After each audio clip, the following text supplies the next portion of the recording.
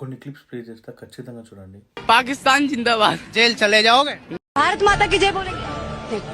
अरे मेरे धर्म में नहीं, वंदे मातरम में नहीं बोलूंगा। और वंदे मातरम बोलोगे? नहीं क्यों नहीं? हाँ? हम कुछ नहीं बोलना चाहते भाईजान। आप वंदे मातरम बोल सकते हैं? वंदे मातरम बोलोगे आप? नहीं। क्यों बच्चे?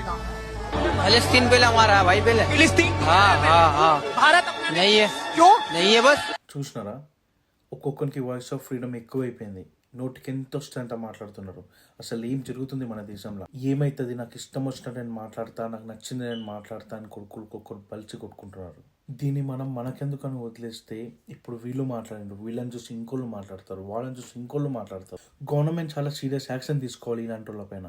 ఇంకోసారి ఎవరైనా మన దేశం గురించి తప్పుగా మాట్లాడదాం అనుకున్నా, తక్కువ చేసి మాట్లాడదాం అనుకున్నా కూడా చెప్పడాలి మనకి. వీళ్ళలాంటి కొందరి వల్ల చాలా మంది ముస్లింలకి బ్యాడ్ నేమ్ వస్తుంది. హిందూ ముస్లిం బాయ్ బాయ్ అనేదాన్ని చాలా దృఢంగా నమ్ముతాను నేను. దేశం కోసం ప్రాణాలు ఇచ్చే ముస్లిం చాలా మంది ఉన్నారు.